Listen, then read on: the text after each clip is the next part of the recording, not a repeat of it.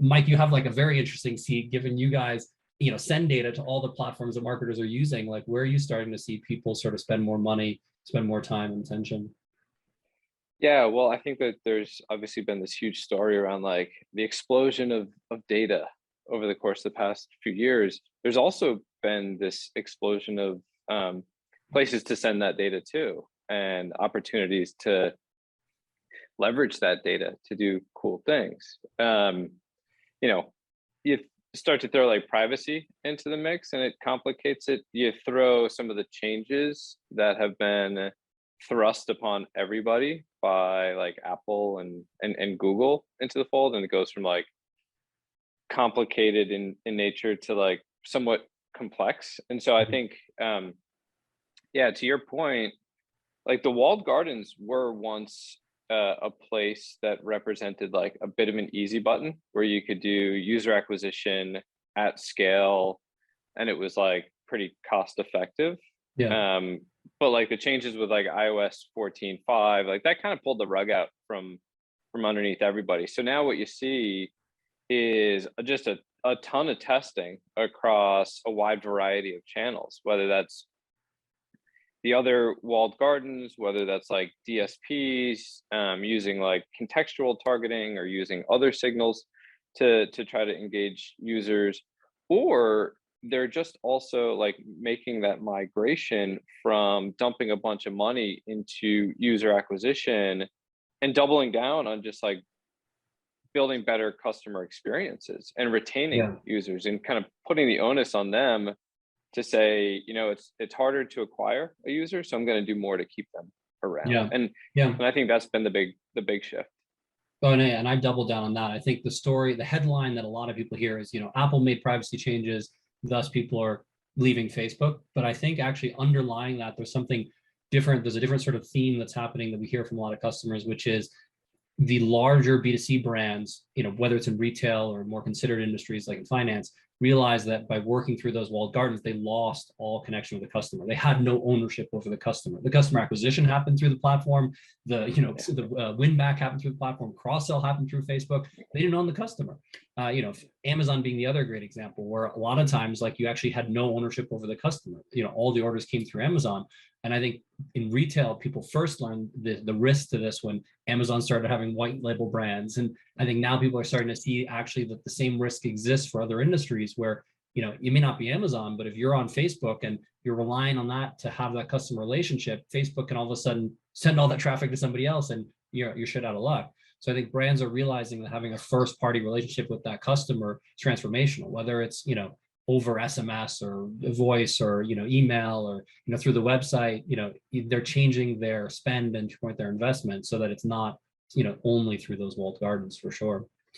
Yeah, you're also seeing, like, you've seen it in the whole movement to like direct to consumer as well. So it extends into like the CPG space. Mhm. It extends into like the automotive space. Like you can't outsource your relationships to with your customers to somebody else. You can't rent your results. Like the center of gravity has like fundamentally changed. And so I think Yeah. like all these things are like kind of orbit around the same general themes, but they're all part of the same overarching trend.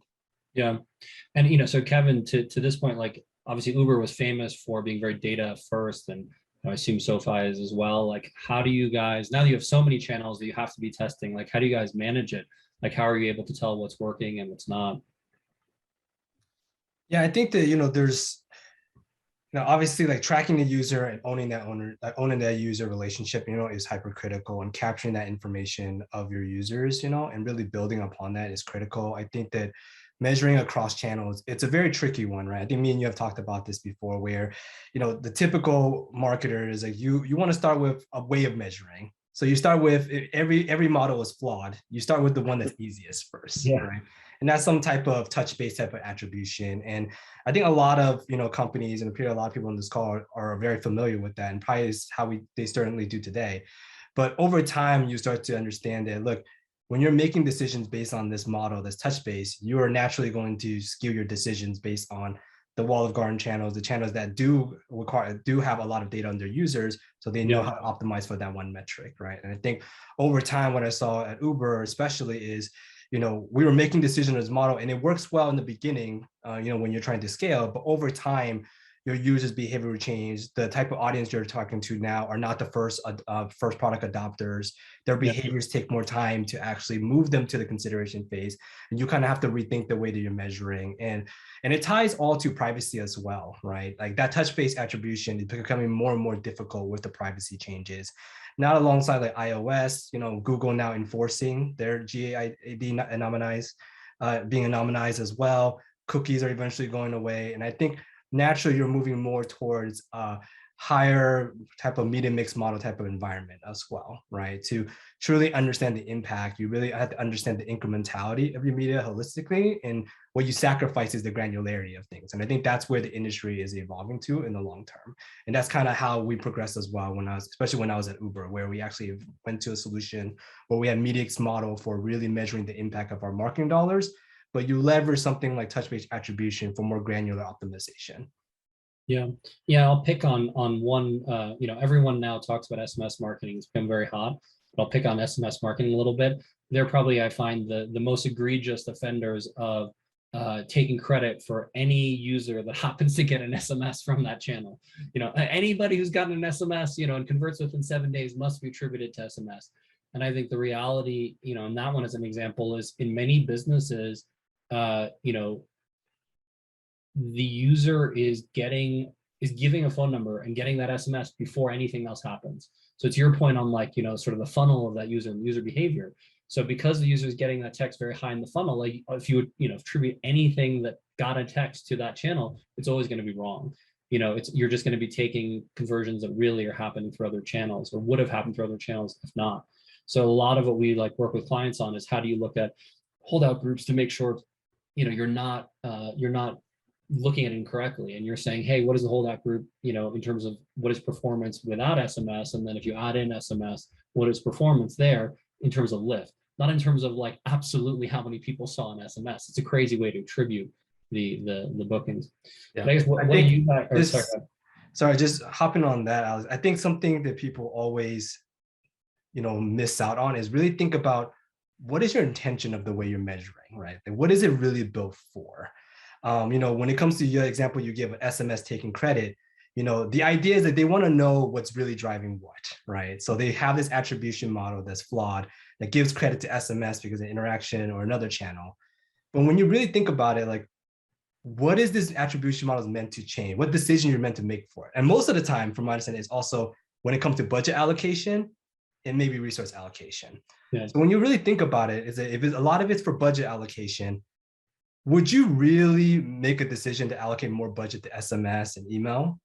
Or would you, allocate more to the channels that actually require budget? As in, let's say if this attribution said SMS and email was poor and didn't get anything, would you really stop email and SMSing your team, your customers? And most of the time, the answer is no. Everyone that comes in, you still want to build that relationship with you and engage with them. So you're not really making decisions based off of that.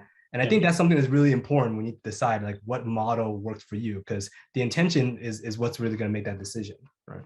Yeah, I agree. It's all connected too, right?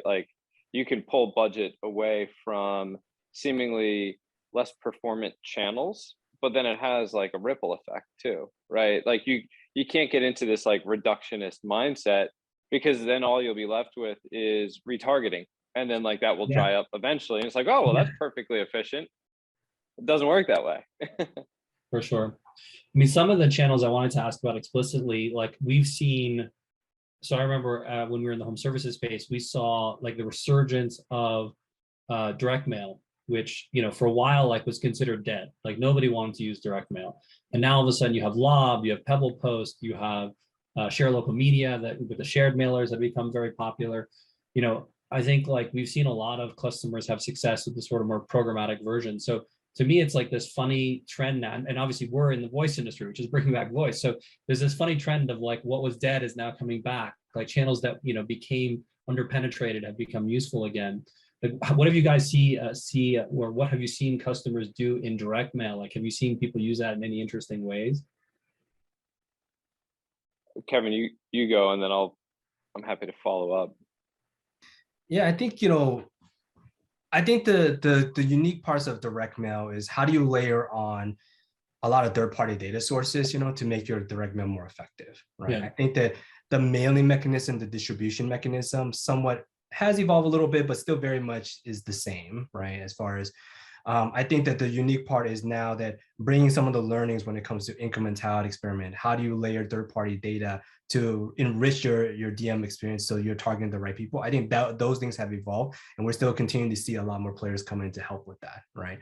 And the beauty of direct mail is you know exactly who you're sending to. You can also do a holdout, right? I think that's the benefit of direct mail versus some prospecting channels you have, especially in the walled gardens. Yeah. So I feel like for some brands, like direct mail never even really kind of went out. Like it's still highly effective. Not for me as a consumer, because like I'll just let my mail pile up and then I'll throw it out. You're that guy.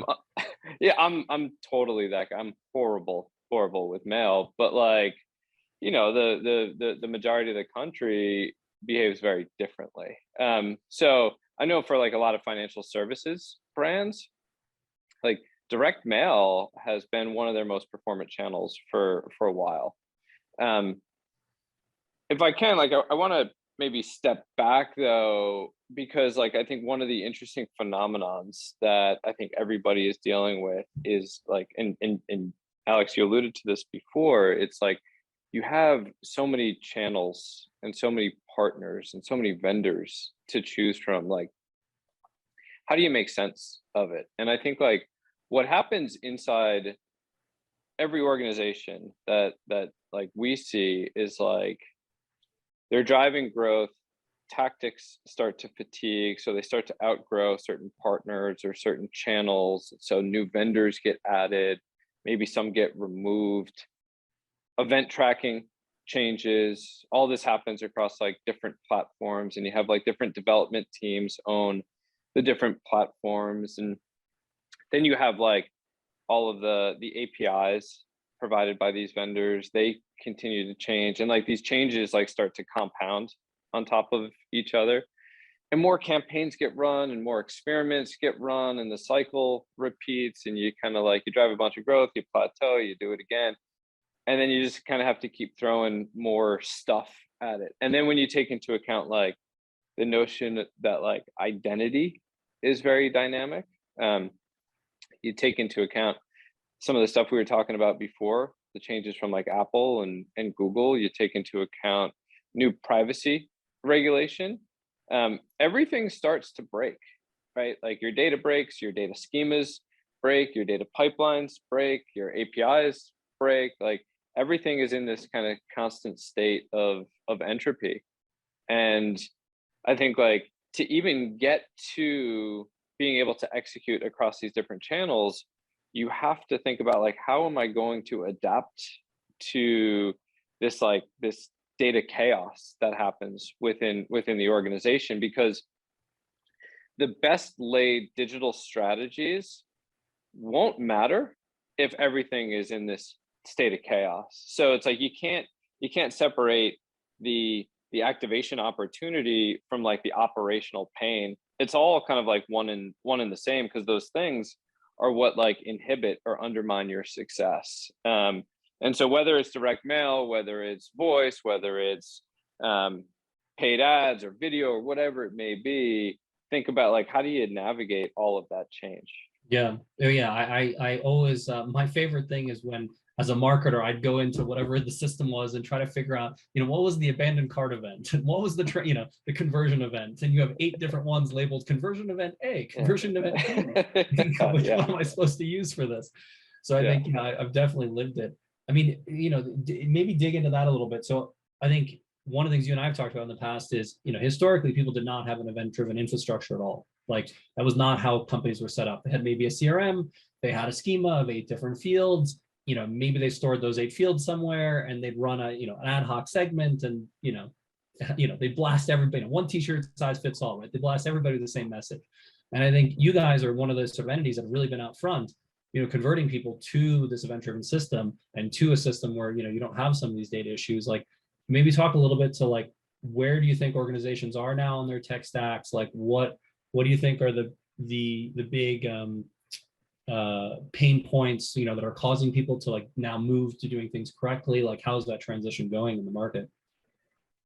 Yeah, I mean, ultimately, like what it boils down to is data maturity, right? So I think like the fact is every organization will face like data quality issues at some point, probably perpetually. Yeah. Every organization has to deal with governance and compliance and privacy regulatory requirements. Every organization will want to get data from a bunch of different places, sources and systems, to a bunch of different places, APIs, applications, destinations, you name it. And that chaos that I was alluding to kind of makes it hard, right? Like it's not that, you know, you can like create this like nicely laid out, highly symmetrical, like beautiful reference architecture and say like, I've got it all working. Like those things almost like never really play out because of what happens inside every organization and all the change. So it's like the path to data maturity is really about like how well can you adapt to change. And so like we talk to a lot of companies, big and small, domestic and international. Like you can be a big company or a small company and be very immature or moderately mature, or you can be more expert or advanced. Like it's really about the culture and the people that you have. But the things that we try to uncover, the tools are one aspect of it. The knowledge is one aspect of it. The process, the culture is certainly an aspect of it. You start to get into the weeds a little bit, and it's like, do you have a customer data strategy? Do you have a strategy around identity? Are you thinking about governance and protecting data quality? How many different places are you trying to get data from and to? Are you operationalizing any type of like models, and like whether it's like fairly simplistic like customer LTV models or like more elaborate machine learning models? And ultimately the goal is to help people become more mature, and certainly like the event driven streaming architecture really helps with that, because you have to be able to move with speed and agility and market in the moments that matter. But there's no data pipeline or data platform that will take any company all the way there. It's also about change management and just being able to embrace a newer, better way of doing things. Yeah, Kevin, I know you and I have talked about this before. Like, how do you, you now run a very big organization. Like, how do you start managing, across all these different vendors you have and all the different data sources? Like, how do you think about doing it? Yeah, I mean, I think that there's always cost associated with it. I think ultimately, it's all about priorities, and realistically, migrations are expensive, right? And I think that Mike mentioned a really good point, is that culturally too, right? What is the priority, and how is our perspective when it comes to having those different systems? Because there's also preference, right? When you're working on so many different functions, cross functions, there's also preference on top of it. And I think that it's really associating like what is the benefit that we would gain from this, what is the cost, which is the migration of it, and how quickly are you growing, right? I think that those are all contributing factors, because I'll say that Uber, I've experienced this as well. We went through a lot of data overhaul, and realistically, it's because when you're growing like a hockey stick, your tech infrastructure cannot keep pace, right? And in order to satisfy some of this, you're adding incremental solution to it that is probably going to make things more difficult in the future, but it's what's needed at that moment, right? And it's more about prioritizing, like, hey, do we want to take a stop? Do we want to take that effort to migrate? Or is it actually something that, hey, we need to prioritize our growth right now. We need to be able to solve this problem, and this takes precedence over that, right? Yeah. I think those are the decisions that are happening perpetually, and it will happen perpetually. Yeah, it's hard for sure. Yeah, like I said, I remember, I mean, every organization I've been in has issues with data quality. Like, I think it's just a perpetual thing and very difficult to overcome. I mean, one of the things I always wonder about, and I wonder your perspective, Mike, like if I think of, so take, I think I can talk a little bit about SoFi as it's public, like SoFi uses mParticle, uses Braze, uses Regal, uses a couple of these tools that are, helping them to move data around and optimizing these channels. Like, in your market, as you think of like the role of the CDP, I see like Segment now extending beyond just being CDP. Now with what they're calling Twilio Engage, they're actually starting to send SMS, send email. Like there's, the Iterables and Brazes of the world are starting to look more and more like a CDP in some regards. Like they obviously have not built all of the integrations yet. They certainly have the infrastructure. Like, how do you think that market's going to go? Like, are there going to be standalone point solutions? Point being a relative word, that are sort of CDPs versus the customer engagement software? Or do you think that you'll start extending across actually engaging the customer as well through channels or other people in the CDP space well? Yeah, it's a great question, and something that we have to address quite regularly. So as you can imagine, I have some views on this one. Like if we take it back to like maybe one of the things that we were talking about before, which is like all of the change that's happened in the space, especially like the need for brands to be able to own the relationship with the customer. Well, what does that require? It requires building a really strong foundation rooted in first party data, right? So having a first party data strategy and just commanding ownership over their first party data. And what you've seen is like CDPs have emerged as kind of like the leader in helping companies think holistically and in some ways objectively about leveraging their first party data. And you'll typically hear them talk about three parts of it. It's like ingestion and segmentation and activation. And the value is like connectivity across like partners and channels.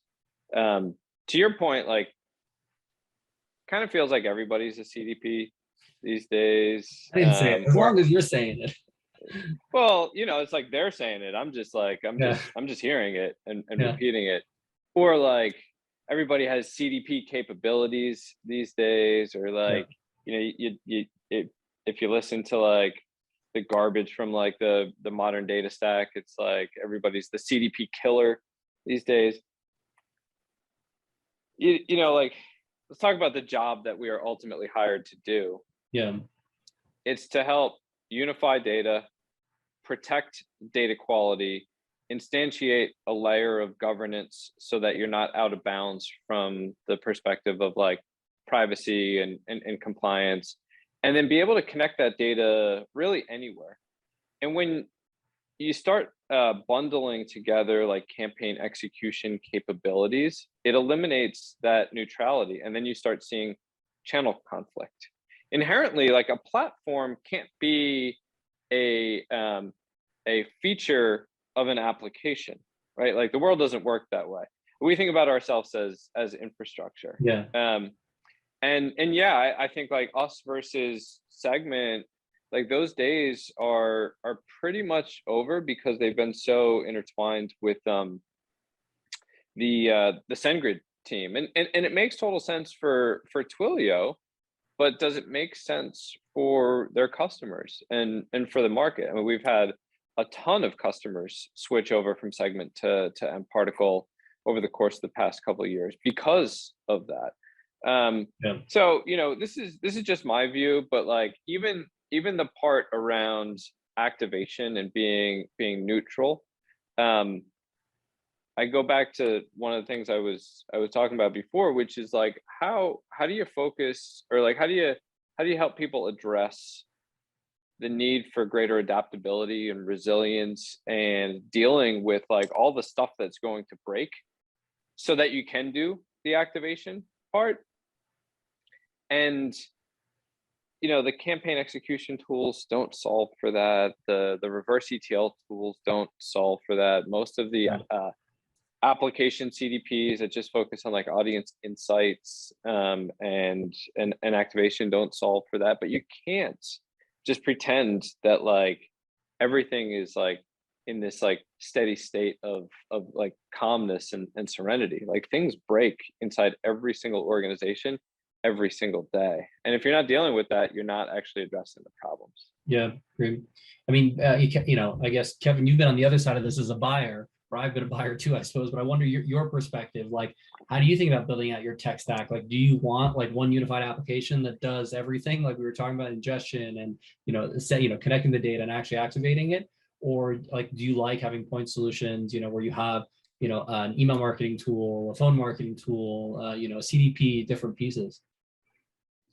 Yeah, I think I'll say that it's clear the lines between these different technologies are blurring more and more, right? Because companies recognize that there's so much synergies and efficiencies to be gained for having some certain consolidated systems. But in reality, you know, when you're looking at all these different systems, you know, there are certain systems that do things better than others, no matter what, because they have the focus, right, in that area. And they're focusing on those integrations, they're focused on those features. And having a system that does everything, in an ideal world, I will say yes. But in the real world, do I believe one can do it well in every area? No.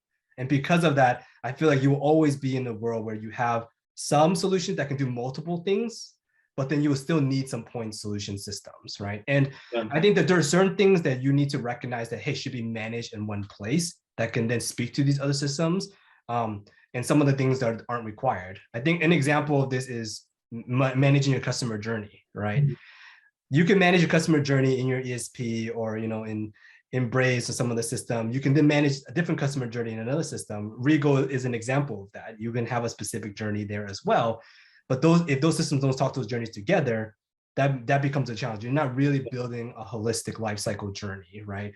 Versus having something like a CDP, like mParticle, that could be the master of your journeys, you know, that speaks to these different systems. So, so long way to answer your question, but ideal world, yes, but in the realistically, I just don't see that happen anytime soon. Well, Kevin brings up a great point too, which is that like no individual application will have all of the data to map to the entire customer journey, right? And so the entire customer journey goes beyond just like the marketing channels, right? There's the on-site or in-app personalization. There's the required measurement. There's like the customer support tools, like a Zendesk, for example, right? You have to get data into like your analytics and BI stack, right? And so like no one individual application is going to have all of the data that can do it holistically. Like, and that's part of the value that you get from CDPs. And it's also why we've been so steadfast in saying like, we are not going to get into the execution layer. Like we are not going to become a campaign activation system, because like, while we would have every opportunity to do it, like if we were going to do it, we probably would have already done it by now. And maybe it would make like some people's lives easier, like primarily like marketers. But customer data infrastructure is for the whole business, including marketing, but not limited to marketers. Yeah, it makes sense. I mean, let's pick on Twilio a little bit more as they're not here. The one of the questions I always sort of find interesting, you know, when you're running these big marketing orgs is, for certain channels, do you use off-the-shelf products, or do you go to a provider like Twilio and build it yourself? So as an example, like, do you go and pay for a SendGrid and build capabilities on top of SendGrid, or do you use like an Iterable or Braze and, you know, use that off-the-shelf tool? And I'd say by and large, I found that the more successful orgs like end up using off-the-shelf tools, so they don't have to invest engineering time in, you know, building a journey builder and connecting with these other systems and doing these things. But it feels to me like sometimes like organizations, they want to believe they're unique. They want to believe that they should build it themselves. Like how do you, I mean, I guess you see it firsthand, obviously, from mParticle, because, you know, I'm sure you have customers, some that have built their own custom systems and some that are using off-the-shelf ones. Like, how do you help guide customers as they're thinking about which way to go? Yeah, I mean, build versus buy is kind of the, you know, it's the decision that I think every team has to make, probably continually. And one thing I would say is like, what we see inside a lot of organizations is like this natural trajectory where like early days of a startup, they'll start with like a bunch of third-party tools and it'll work, and then eventually they start to outgrow those tools. They're like, screw this, we can build this, we have engineers. And it's like, all right, no more third-party tools, we're going to own everything in-house. And for some reason, like they go down that path, but then they hire like a new head of product or a new executive, and they come in and they're like, well, why are we spending millions or tens of millions of dollars building systems that like we can just buy off the shelf? Like, and it becomes a CapEx versus OpEx conversation, right? And then they start to like slowly re-embrace third-party tools, and it's like, it's this kind of weird S curve. And what I've found is like, you know, everybody kind of has to like go through that journey on their own pace. Like I can provide them historical context and we can provide them like the pros and cons, but like our job is not necessarily to make those decisions for them. But ultimately it's about getting data from wherever they want to whatever they want. And most of the time there is going to be internally built tools and third-party tools, because they'll never want to build like say mobile measurement, for example, right? Because they have to get access to certain APIs which just aren't readily available or like easily accessible. I think in most cases though, especially when you're looking to connect data to lots of different systems, it's not just like a build or buy conversation. It's a build and maintain versus buy. So like, yeah, you think it's a great idea to go out and build, and you throw, you know, handful of engineers, but then everything starts changing and everything starts breaking, all the stuff that I've been talking about. And next thing you know, you have like a small division just to keep up with like your internally built stack, which will never move at the pace of innovation that you'll see from like third parties who are focused exclusively on that and nothing else. Yeah, for sure. So I have a couple more questions, but just for the audience, if you have any questions, put them into the chat, and I can ask those afterwards. So feel free also to direct them at specific people if you like. But we have approximately 25 minutes left. So if there's questions, please add them. So in this industry, like both of you guys have been very successful. Obviously on different sides of the coin, one on the vendor side in the marketing industry and one sort of internally. Like one thing I wanted to ask is like, what do you think has made you guys successful in this marketing industry? Like were there certain people who really sort of push you? Were there certain sort of ways of approaching these problems that you sort of think you use differently or led to success? Like what made you guys successful ultimately in this marketing industry? I don't know, Kevin, if you want to, I'll pick on you if you want to go first.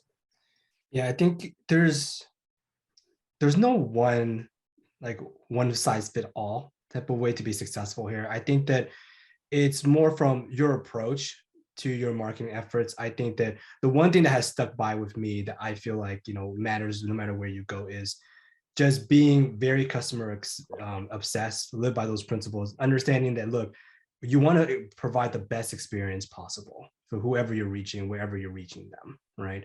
And you developing your strategy, your capabilities, how to get there, it's all fueled by that idea that, hey, personalized experience, great experiences, great storytelling, very customer obsessed is what's going to get you your business, and then everything will fall in line, right? And you will apply it differently depending on the business that you're working on the audience and the people you're trying to reach to. But knowing that at the end of the day, you want to drive the best experience possible, that'll lead you to the decisions that you're going to make when it comes to technology, your messaging, and everything else, right? So fortunately, it's very high level, but honestly, there's no clear one size fit all granular solution that you can apply. Yeah. Was there anybody in your career like you really credit, you say like that, working for that person really taught me something, got me there? I think there's many people, so I actually don't want to name anyone because I feel like then I feel bad for missing out someone else. No. So you thank everyone. It's okay. It's okay. But I'll credit you. Look, I'll credit everyone that I've worked with, and especially I'll say that if in the Uber organization where I spend a lot of majority of my time on, the leadership there, everything from the general managers there to the early folks leading that growth marketing team, has really enabled me to really spread my wings and really experiment, and really learn learn by trial combat, to be honest. And I think that allowing me to do so, has led me to my success. So all of those early leadership teams there, I thank them tremendously for my success. Yeah, for sure. I mean, it was such an incredible growth story. And do you think, like, as you're looking at like people who want to go internally and be successful inside of an organization, like, is there any advice you give them now? Like, assume people are sort of earlier in their career as a marketer, like, what would you say to them? I think in the performance marketing realm, like, early on in your career, you're very taught, most performance marketers starts with one particular channel, right? Yeah. They get experts in that channel and they expand beyond there. But then you really build your habits, your tendencies on my channel being very organized, making decisions based on some type of attribution model. And then you expand with that knowledge everywhere else. But what happens is you're kind of boxing yourself in, right? Because you're actually like very comfortable, because guess what? I can take this action, I can tie it directly to some data that shows how well I'm doing, right? And you kind of get into a comfort zone when you're doing that, right? Because I can prove what I'm doing every time. But then that means you're not creative, you're not thinking outside of the box, right? So when I'll say that people in early in performance marketing, what I recommend is, hey, it's great to be expert in your channel. It's great to understand the data in your model, but really don't rely on it. Don't build bad tendencies, and really try to always think outside the box, no matter what the data says. What are the customers really saying? Like, what do you think makes sense to the customer for your product, right? And really think about that first versus the data. And you can then look for data to maybe help inform your decision, but don't box yourself in. And I'll say that's another thing that I was lucky enough to experience early on at Netflix. I'll say that when I joined Netflix, I was there at a pivotal time where we were deciding to become an entertainment company, right? Yeah. And guess what? Every model that existed at Netflix at that time told you not to do it, right? It told you not to change your market. It would tell you to, continue showing these red banners with the yellow button that says start your free trial, right? And if you made decisions based off of that, Netflix would never become where it is today, right? The kind of company is today, right? So that was my first learning experience to really like, hey, understand data, but don't rely on it. Really think about your customers, think about the business, think about your product, and really make sure you're able to think outside the box.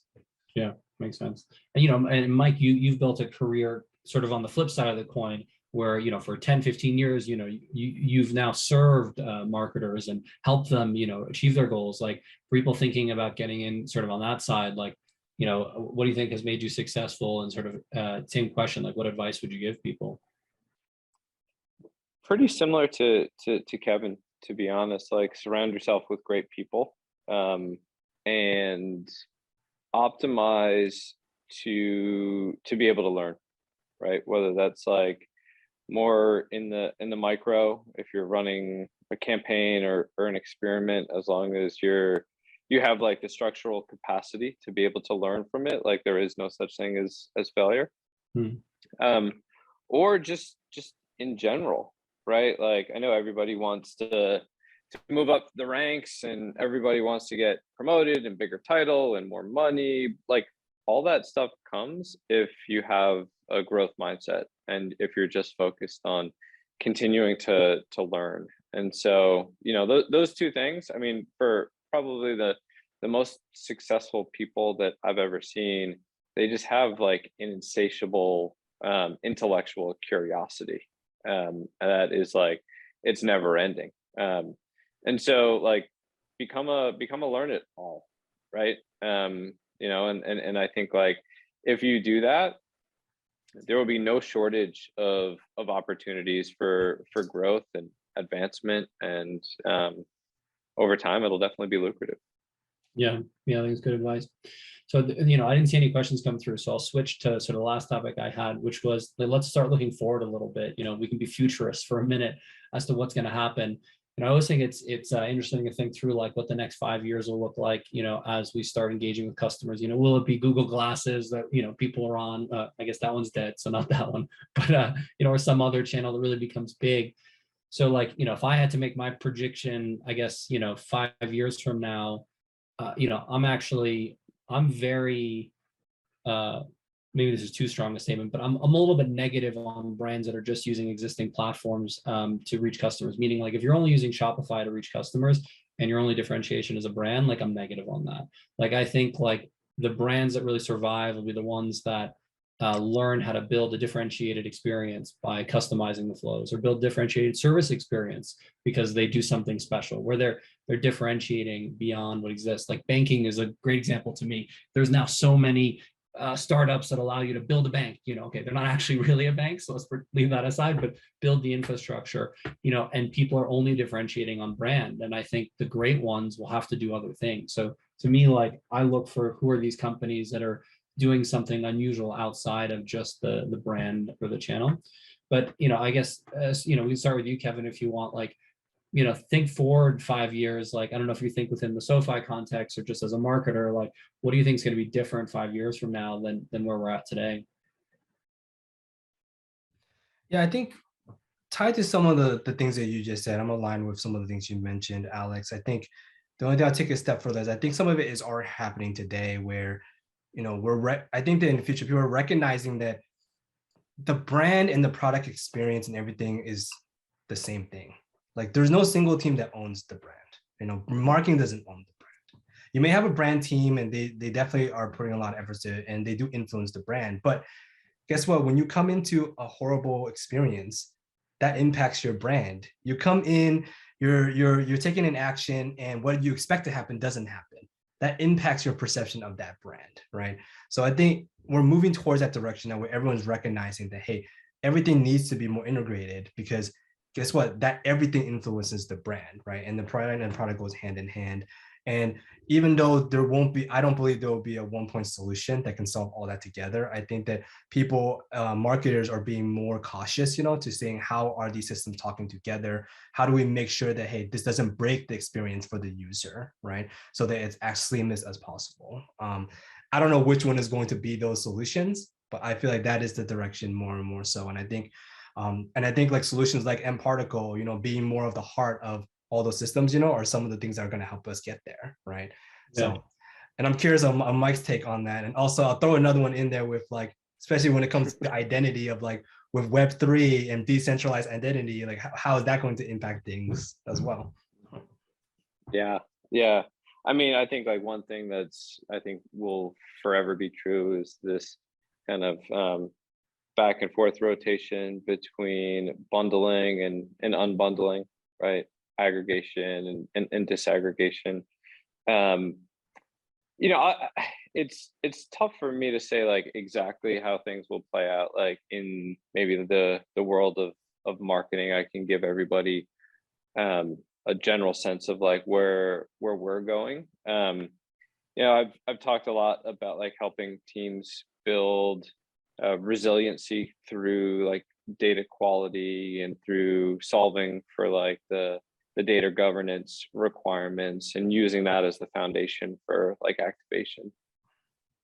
We've been in this world that's become highly fragmented, right? So like the digital experience was once single threaded, and now I think like one of the latest and most interesting stats I saw a number of months ago was like the average house has something like 100 different connected devices, right?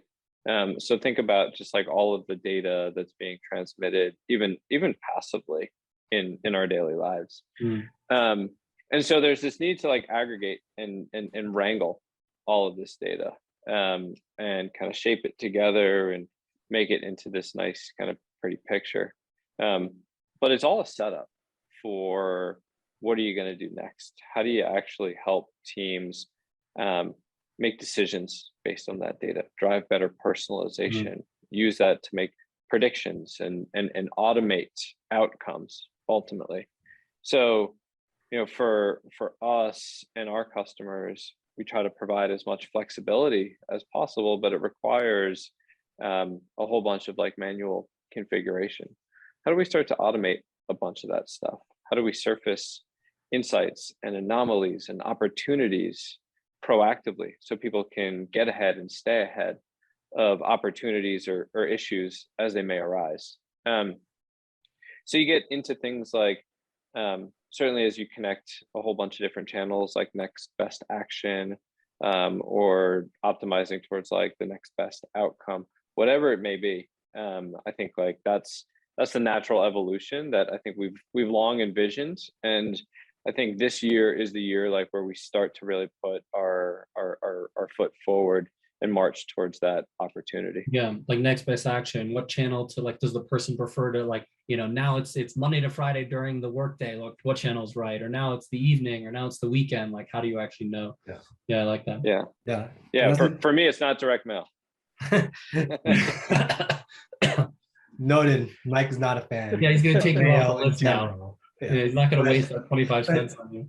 But just piggyback that, I think wholeheartedly agree on, the data side, honestly, the machine learning AI driven side on how we're targeting, how we're reaching people with the next big action. I think in addition to that, in the next 5 years, I think the whole idea of incrementality applied to that as well, because you're seeing that shift right now, right? Like propensity modeling, targeting based on propensity modeling has it's not that it was foreign before, but has really picked it up the last couple of years of people trying to do more and more so.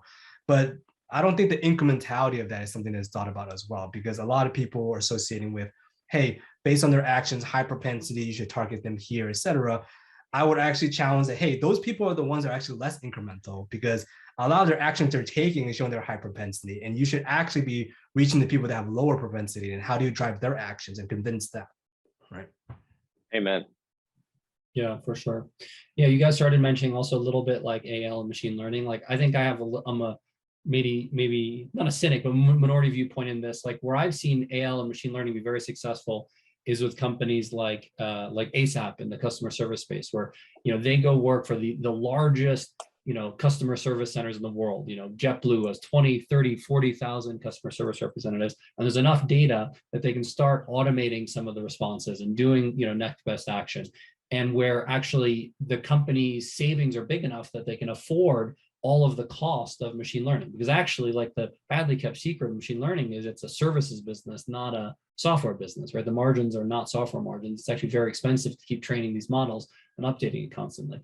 So like I sort of have this opinion, the same thing will happen within marketing, where the largest organizations are able to access these very expensive tools to optimize marketing and do this, but it's going to be very hard for small organizations to do it. So there's going to be an exaggeration of the data moat as this becomes possible for the largest organizations, but you're going to be at a disadvantage. If you're not Netflix, if you're the next one coming up, you're going to be at a huge disadvantage because you don't have a quantity of good data or the resources to be able to go and spend on machine learning. So yeah, I think a lot of people talk about machine learning. I think it's gonna be hard for a lot of organizations really to go and do it. And even if like Braze has machine learning, it's not going to work for you unless you have enough data within Braze to go and do something with it, in my opinion, I guess.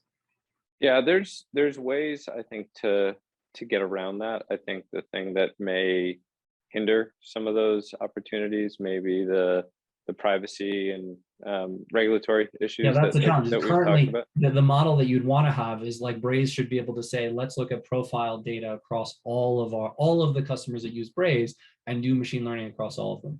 The trick is you can do it in an anonymous way, but if you wanted to do it in an attached way, actually you're technically under the new rules selling customer data. And so it's not actually selling data, but you're now sharing it across organizations. Every single customer of Braze would have to ask permission of their customer to enter them into this machine learning model so that they could be learning cross-customer. So I think there's a data privacy, even in the United States, challenge, and in Europe, forget about it. I don't think it's ever going to be possible. Yeah. I mean, you could be right. There are ways to do it from the standpoint of having it at some sort of like abstraction, but even still, you run the risk of kind of being or crossing the line from being like potentially a processor to a controller. And everybody points to CCPA, but there's actually 17 states right now that have either passed consumer privacy acts or are in the process of passing consumer privacy acts. So I think within the next 5 years, we're probably going to see one most likely from every state, at least every state, maybe except for like Florida and Texas. So like 48 out of 50 states, most likely. Yeah, so it'll change it.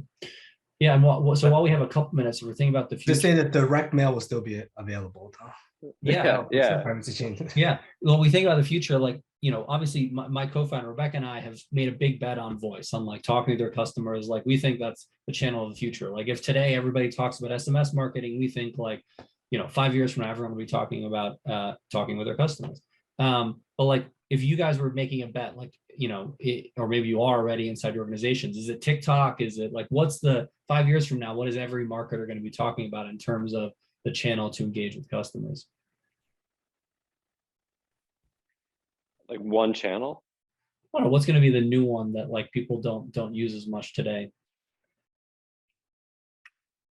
It's a good question. I mean, like what becomes old becomes new again. What becomes new becomes old again. Like everything is pretty cyclical.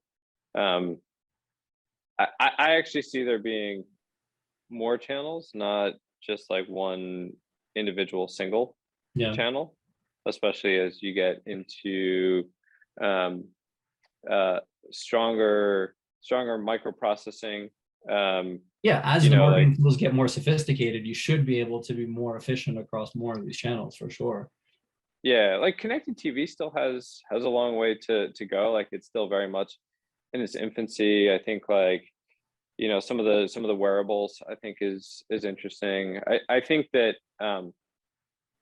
if there is something that's like really unique and disruptive, whether it's like in the next half decade or decade, I think just broadly speaking, I'd probably be willing to bet that it's a new channel that looks maybe nothing like what's available today.